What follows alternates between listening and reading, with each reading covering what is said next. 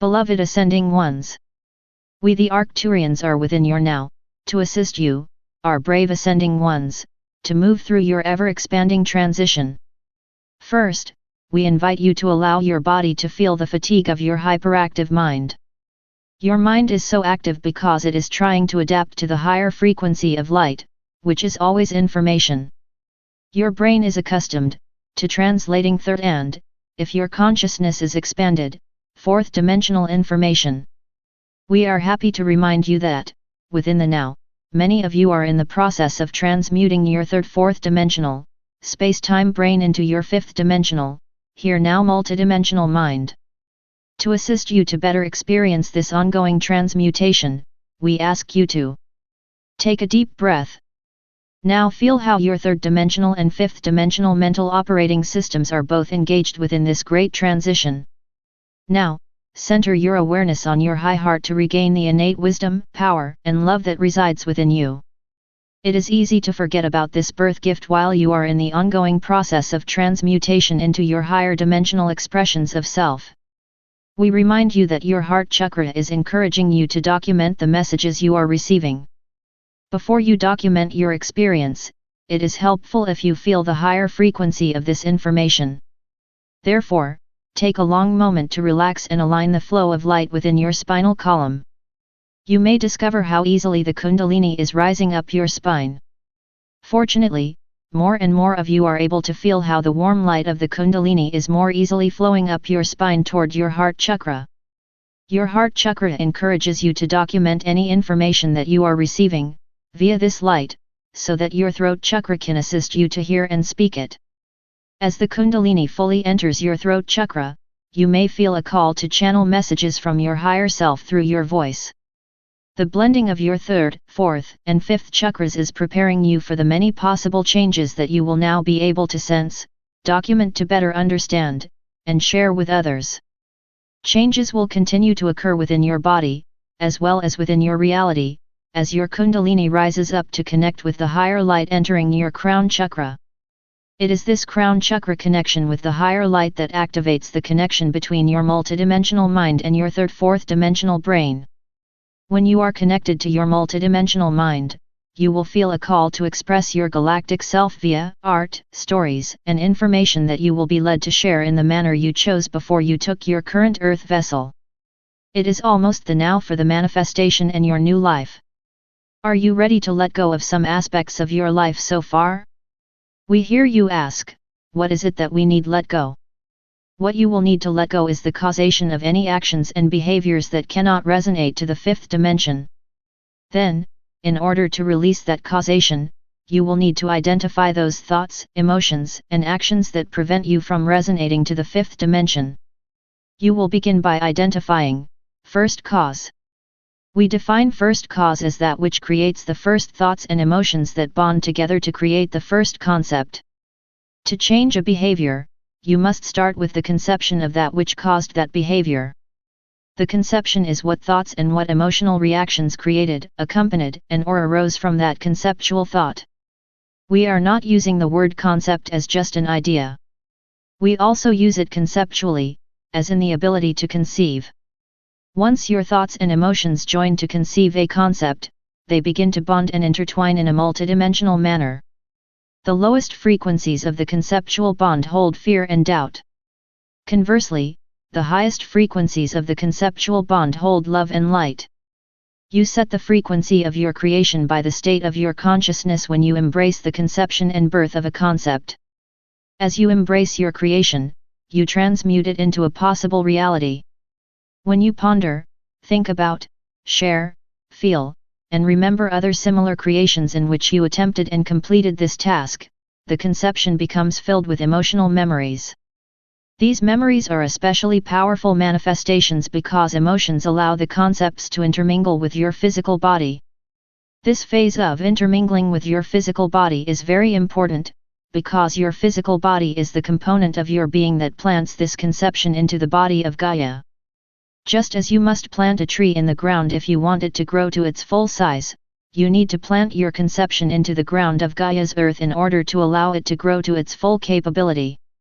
As your conception grows, you, the creator, grow as well. Because you have connected your concept to your physical body, as well as to the body of the planet, you, the physical creator of this conception, become deeply bonded with your own physical body, as well as the physical body of the land in which you grounded it. In this manner the conception is not only deeply bonded to your physical earth vessel, but to Gaia's physical earth vessel, as well.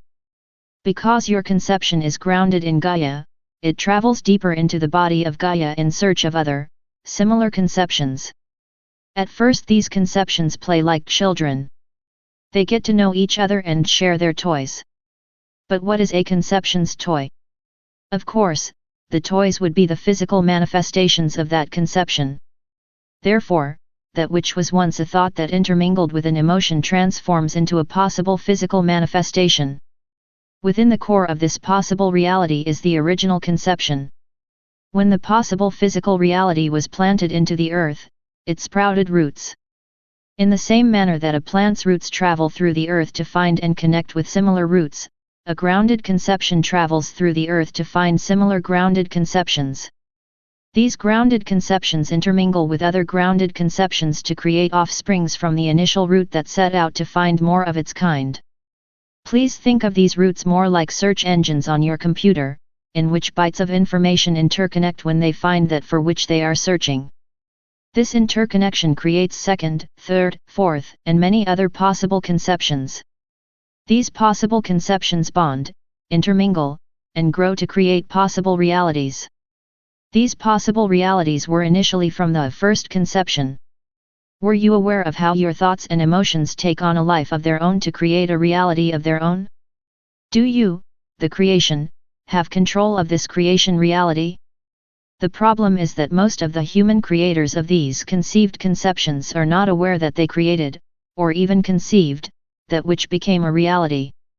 Many humans have no concept of how their random thoughts and emotions can take on a life of their own to become ideas that grow, seek out other ideas of the same makeup, and create a reality.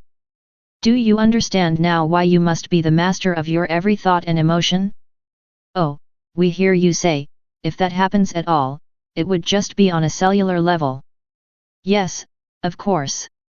But remember that all life once began on a cellular level. Oh, you say, that is no problem, as it will take a long time before those concepts travel across space to connect with each other and grow. However, we the Arcturians, must remind you that Gaia is expanding beyond her third and fourth dimensional matrix of space-time and moving into her fifth dimensional here and now. Within a fifth dimensional reality, nothing takes time to be created, and everything fills every conceivable here within that now. What we are reminding you is that Gaia's old 3D-4D matrix is disconnecting from her planetary body because its frequency of resonance is too low to maintain any connection with the body of Gaia's impending, fifth-dimensional planet. The humans, whose consciousness is limited to the resonance of the third and lower fourth dimensions, are completely unaware of all that we have shared so far. In fact, if we were to try to tell them, they could not believe it. Also, they could not even hear our higher dimensional message because their consciousness, and thus their thoughts and emotions, is trapped inside of the fear that they were trained to wear. We are sorry that so many humans were trained to wear fear, but that training has been going on since the fall of Atlantis. We also regret to say that those who are lost to their fear have unconsciously bonded with the 3D matrix, which is Gaia's 3D, and lower 4D, frequency net that was created by the Dark Ones to contain and control any person, place, situation, or thing that they could. Just as those who are trapped in fear, the creators of the fear are also trapped in the 3D matrix, which they created in order to trap others. This situation worked well for them as long as there was time and space. While there was time, they could create fearful situations that occurred all the time and in every space over which they could maintain control.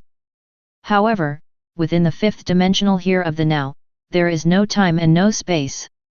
Therefore, there is no separation between the ruler and the ruled. Also, the ruler does not have a delay in time between what they send out and when it comes back to them. Hence, within the exact now that the Dark Ones send out their fearful energy fields, they instantly experience the exact fear that they think they had been sending out to others.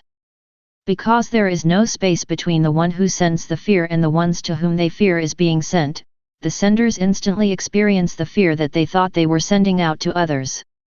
Because the former receivers of fear have expanded their consciousness into the fifth dimension, they can instantly recognize the fear-coded message and use the violet fire to transmute that fear into unconditional love. The fifth-dimensional violet fire and unconditional love create a deep feeling of unity consciousness with all life. The lost ones, who live via power over others, see no benefit in unity consciousness because they cannot yield any power over someone who is totally united with them. Fortunately, the children of the lost ones are not as lost. More and more of that generation is interested in experiencing the power within, that others of their age group seem to be experiencing. In fact, they do not have the longing to have power over others, like their parents, because they have been the recipients of their parents and elders' power over them. They are also seeing how their friends, whom are finding their power within, are much happier. They are even noticing that the power within, which some people of their generation are displaying, is very unusual and enticing. They are also discovering that those who have embraced their own power within are developing an ability to create, conceive, and share with others a type of manifestation that even their most powerful authority figures do not recognize. The new generations of the lost ones are not as lost because they are finding in others of their generation a deep camaraderie and sense of shared purpose. Better yet, they get to choose their own purpose, instead of standing in the shadow of the others who have power over them. Fortunately, the lost ones are so lost in their selfish sense of power over others, that they do not recognize that they are beginning to lose power over their own children. Since the parents can only function within the format of the 3D matrix, they cannot perceive the deep transformation that is occurring within and on planet Earth. In fact, their arrogance even blinds them to seeing the transformation within their own children who are quickly advancing into young adults. Meanwhile, deep inside of Gaia's Earth, fifth-dimensional conceptions are joining to create an inner infrastructure by setting up, organizing, and arranging the groundwork for the basis of a new planetary foundation. Basic organizations, systems, and collective services are being manifested at a cellular level, and manifesting in what appears to be no time at all. Simultaneously, the arrogance of the separate rulers who have power over others, keep them so busy fighting amongst themselves about what is changing, that they cannot, and will not, acknowledge that their need to maintain power over others is the cause of their problems. Hence, they maintain their task of creating fear as a means of control over others. Because they are so busy maintaining their past, they are losing their own inner power, as well as their power over others. Power over others can be, and has been invisible. However, the growing unity consciousness of power within is becoming increasingly visible. Also, whereas power over separates, power within unites. We, your galactic and celestial family, invite you to unite with us as you simultaneously unite with Gaia. In this manner, we will create a fifth-dimensional matrix of light that we will develop within the here of the now.